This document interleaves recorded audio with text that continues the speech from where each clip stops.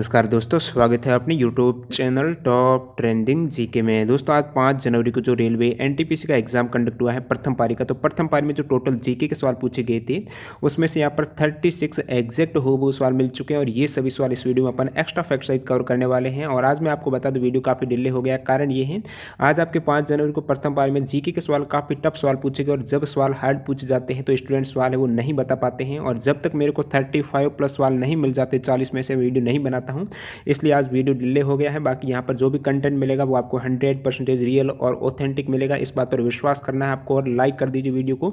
और video continue करें उससे पहले मैं आपको बता दूं इसकी पीडीएफ फाइल है वो आपको टेलीग्राम चैनल पर मिल जाएगी। तो जिस भी कैंडिडेट ने टेलीग्राम चैनल ज्वाइन नहीं किया है, लिंक डिस्क्रिप्शन बॉक्स में जरूर कर लेना। और सिर्फ की पीडीएफ फाइल है वो एक साथ आपको मिल जाती है वहाँ पर। और बाकी आपके जिन भी कैंडिडेट का भी एग्जाम एनटीपीसी का होना बाकी है, तो आप ज़्यादा से ज़्यादा टेस्ट सीरीज अटेम्प्ट कीजिए ताकि आपका कॉन्फिडेंस बना रहे। आप कंसेप्ट कितना ही कवर क्यों नहीं कर लो, जब तक आप टेस्ट सीरीज अटेम्प्ट नहीं करेंगे तब तक आपका टाइम मैनेजमेंट सही नहीं होगा और आपके एग्जाम में सवाल मिस हो जाएंगे। और यहाँ पर टेक्स्ट बुक न्यू ईयर पर ऑफर लेके आया है।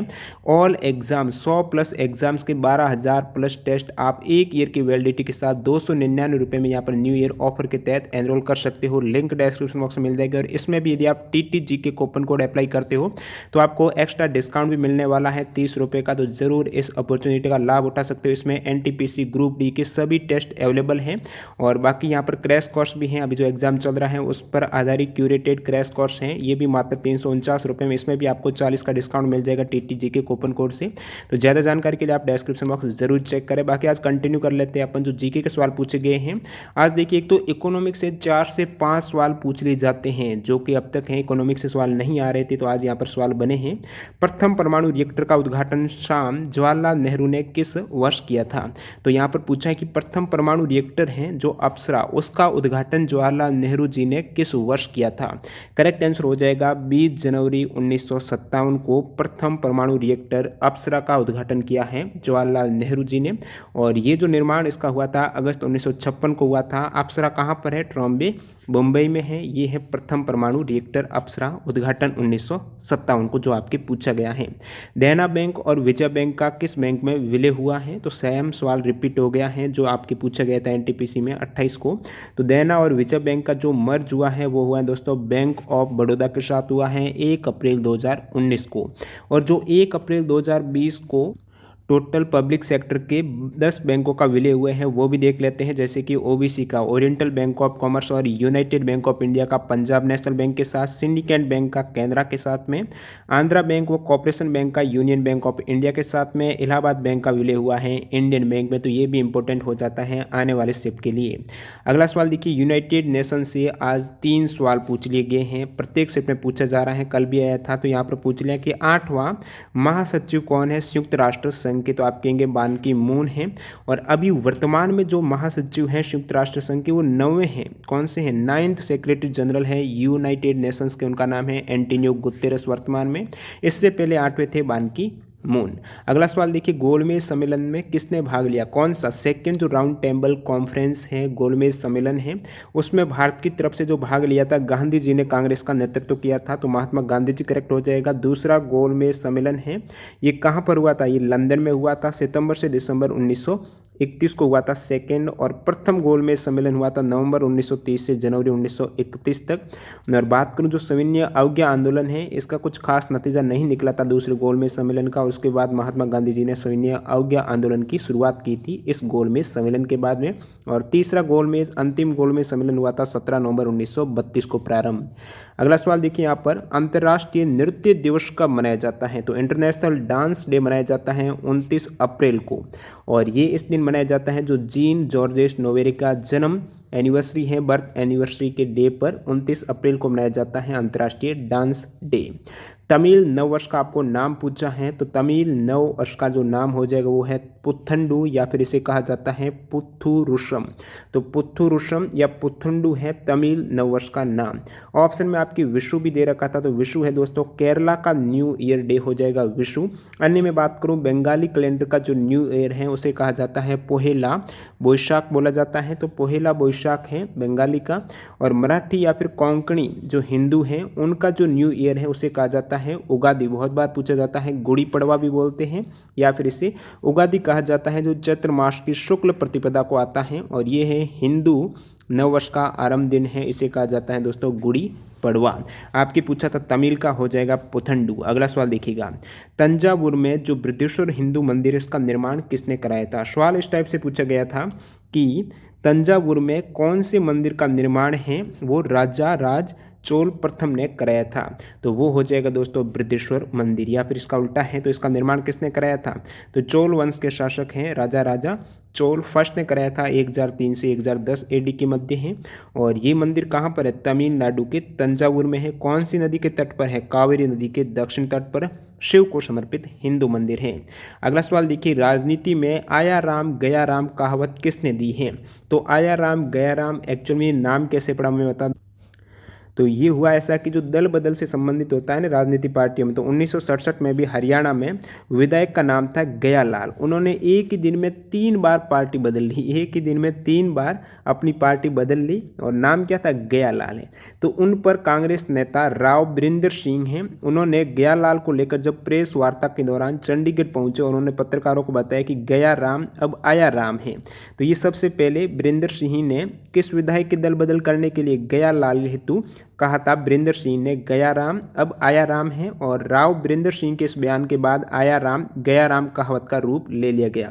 तो ये राजनीति में जब कोई नेता एक पार्टी छोड़ देता दूसरी पार्टी ज्वाइन करता तो उनके लिए आया राम गया राम वाला जुमले की एक कहावत है वो इस्तेमाल की जाती हैं। अगला सवाल देखिए, फुल फॉर्म ऑफ LIFO, तो इसकी फुल फॉर्म है लास्ट इन फर्स्ट आउट है। ये कंप्यूटर से संबंधित टर्म हो जाएगी, प्रोसेसिंग डाटा से last in first out. Next one, यहाँ पर इनमें से कौन सा इनपुट डिवाइस नहीं है। ऑप्शन थी trackball, light pen, plotter. आपका करेक्ट हो जाएगा प्लॉटर है, एक तरीके से प्रिंटर है जिसमें पेन वगैरह से प्रिंटिंग होती है, तो ये प्लॉटर हो जाएगा। प्रिंटिंग डिवाइस जो आउटपुट हार्डवेयर डिवाइस रहता है। ट्रैक बॉल, लाइट पेन में बता चुका हूँ। Input device keyboard, mouse, joystick, trackball, light pen, touch screen, digital camera, scanner, barcode reader हैं, OCR, OMR, ये सभी आपके इनपुट डिवाइसेस की कैटेगरी में आते हैं। राज्य पुनर्गठन अधिनियम कब पारित हुआ था, तो ये 31 अगस्त 1956 को। तो राज्य पुनर्गठन अधिनियम है ये 31 अगस्त 1956 को पारित हुआ था।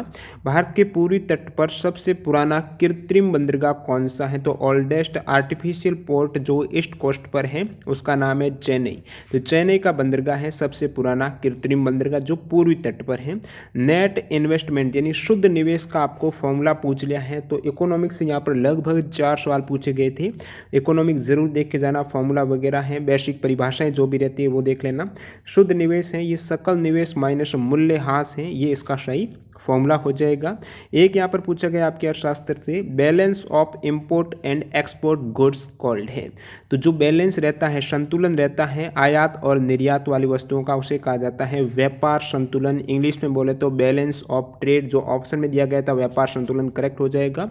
और कुल निर्यात में से आयात को घटाने पर व्यापार संतुलन की गणना है वो की जाती है। तो इंपोर्ट और एक्सपोर्ट का बैलेंस ही व्यापार संतुलन है।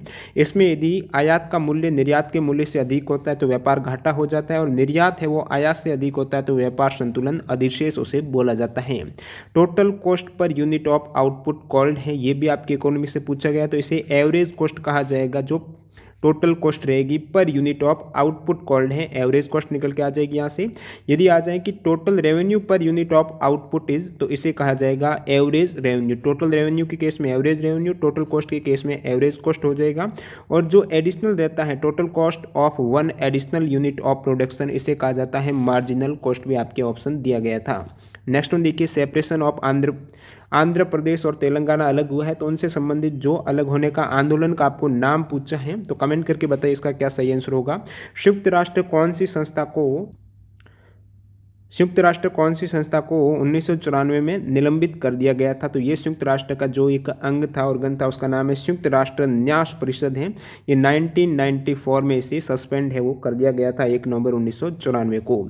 अगला सवाल यहाँ पर 2019-20 ला लीगा चैंपियन टीम कौन सी रही है। ला लीगा जो स्पेन का एक फुटबॉल लीग रहती है, 1929 को स्थापित हुई थी। तो ला लीगा में 2019 में चैंपियन टीम रही है रियल मैड्रिड।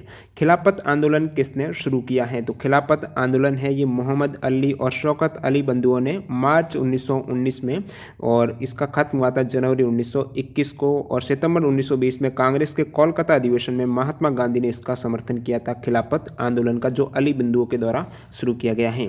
अगला सवाल देखिए यहाँ पर, shade of saffron from Vajpayee to Modi पुस्तक के ऑथर कौन है? तो शेड्स ऑफ सेफ्रॉन है, इस पुस्तक के ऑथर है शबा नकवी है। 2018 में ये पुस्तक पब्लिश हुई थी। भारत में सबसे पहले औपनिवेशिक शासन की स्थापना किसने की है? तो भारत में सबसे पहले औपनिवेशिक शासन की स्थापना है वो कहाँ पर की, ये पूछा था, तो ये हुई है दोस्तों बंगाल से। नेक्स्ट में देखिए, राउरकेला स्टील प्लांट का उद्घाटन कब किया गया है? ये भी टफ सवाल पूछ लिया। 3 फेब 1959 को, उस समय तत्कालीन राष्ट्रपति राजेंद्र प्रसाद ने राउरकेला स्टील प्लांट है वहां पर ब्लास्ट फार्नेस का उद्घाटन है वो पार्वती के नाम से किया था सबसे पहले 3 फेब 1959 को। और राउरकेला की बात करूं, ये उद्घाटन है, स्थापना इसकी हो गई थी 1955 में, ओडिशा में स्थित है, और भारत में सार्वजनिक क्षेत्र में पहला एकीकृत इस्पात संयंत्र है राउरकेला स्टील प्लांट ओडिशा में, और ये द्वितीय पंचवर्षीय योजना के अंतर्गत जर्मनी के सहयोग से स्थापित किया गया था। अगला सवाल, जमींदार पर आधारित सत्यजीत राय की कौन सी फिल्म है? ये भी टफ सवाल यहाँ से। जमींदार पर आधारित सत्यजीत राय की जो फिल्म है वो है जल सागर है, 1958 में ये मूवी आई थी। और नेक्स्ट सवाल यहाँ पर, half of the cotton mill located in which city, यानी कॉटन मिल का आधा हिस्सा किस शहर में स्थित है? थोड़ा सवाल में डाउट है एग्जैक्ट क्या पूछा गया था, और आंसर भी यहाँ पर कंफर्म नहीं है। वैसे सबसे ज़्यादा कॉटन मिल है वो मुंबई में है, तो इसका आंसर मुंबई हो सकता है, बाकी आप कंफर्म करके कमेंट में बता देना। बात करूँ सबसे ज़्यादा textile mill, highest number of textile mill कहाँ पर है? तो वो है तमिलनाडु में। सवाल आ जाए, कपास उत्पादन में अग्रणी राज्य है, तो गुजरात हो जाएगा। Definition of current fallow land है, तो करंट फैलो लैंड की आपको परिभाषा पूछी थी, जो बंजर भूमि होती है करंट फैलो लैंड से। तो करंट फैलो लैंड उसे कहा जाता है जो लेफ्ट कल्टीवेशन फॉर 1 और 1 या 1 वर्ष से कम समय तक वो एग्रीकल्चरल जो ईयर रहता है उसके लिए वो छोड़ दी जाती है भूमि, यानी गांव के भीतर अथवा बाहर जो बंजर पड़ी भूमि को शामिलात हैं।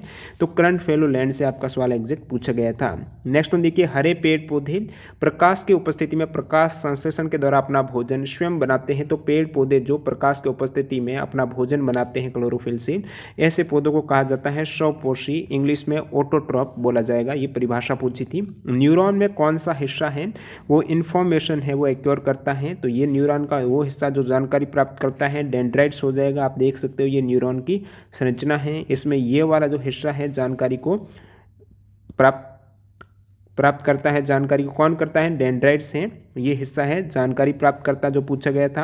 और बाकी बात करूँ इसमें भी आप देख सकते हो एक एक्सॉन भी है, तो इसका क्या कार्य हो जाएगा? तो ये सवाल आ जाए कि न्यूरॉन का कौन सा हिस्सा जिसके माध्यम से सूचना विद्युत आवेग के रूप में ट्रेवल करती है, तो वो हो जाएगा एक्सॉन भाग। बाकी जो जानकारी प्राप्त करता है डेंड्राइट।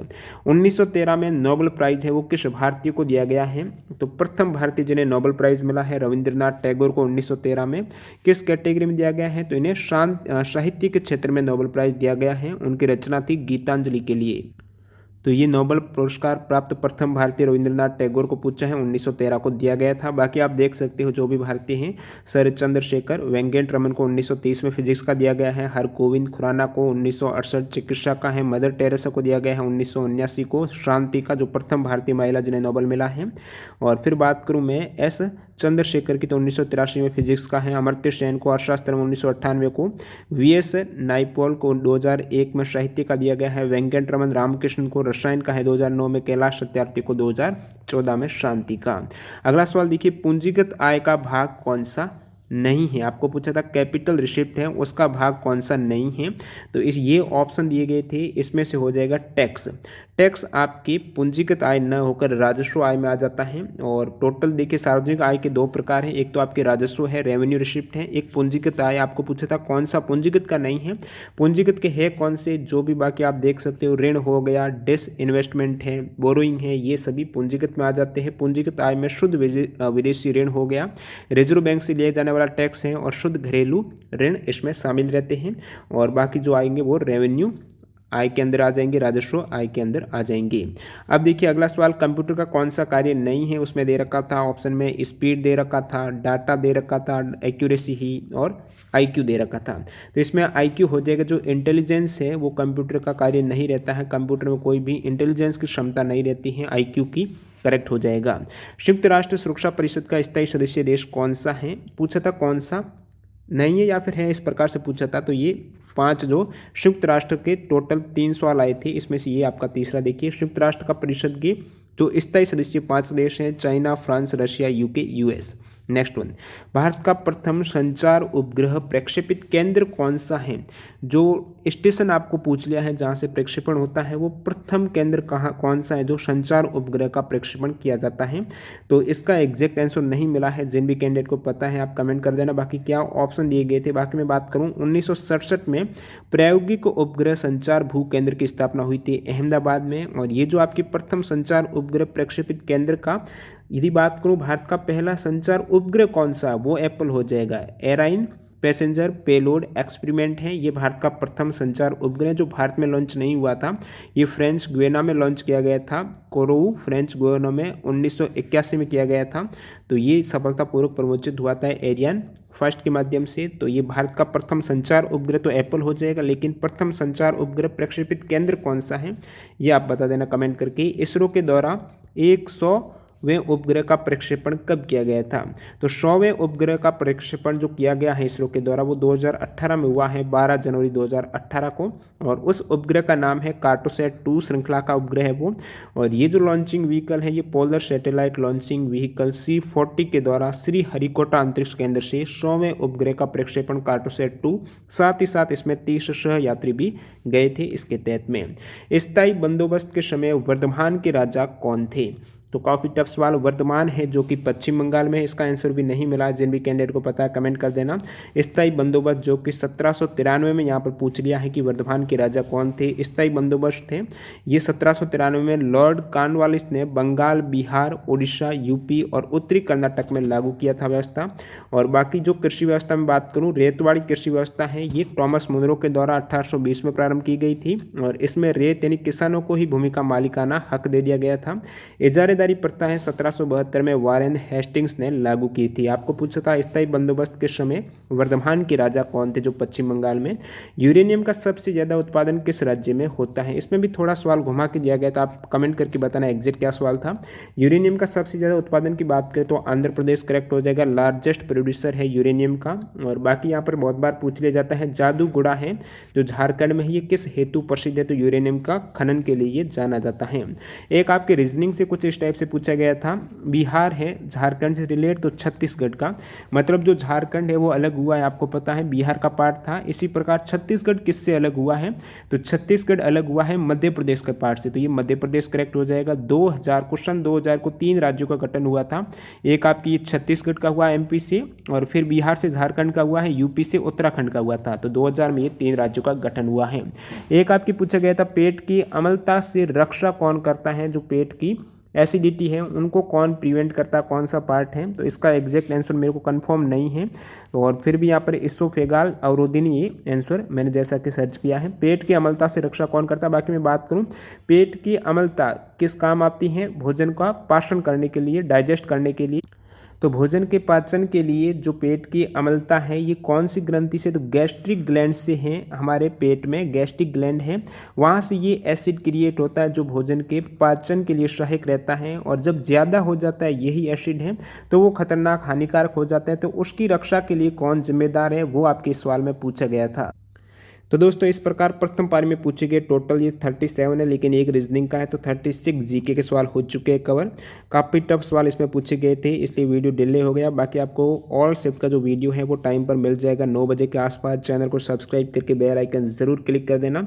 देखिए वीडियो डिले हो जाता है, इसमें मेरे को ही नुकसान होता है क्योंकि रीच नहीं जाती है। पहले वीडियो में जैसे कि 1 लाख व्यूज़ आते हैं, तो जब वीडियो लेट हो जाता है तो उसमें व्यूज़ 50,000 ही आ पाते हैं। लेकिन मेरी कोशिश रहती है रियल और ऑथेंटिक सवाल वो भी एक्स्ट्रा फैक्ट सहित कवर हो जाए, तो वीडियो डिले हो जाए इसका मेरे को गम नहीं है। तो इस बात पर दोस्तों लाइक ज़रूर कर देना। मिलते हैं ऑल शिफ्ट के वीडियो के साथ, धन्यवाद। और हाँ, ये सभी कैंडिडेट का बहुत बहुत धन्यवाद।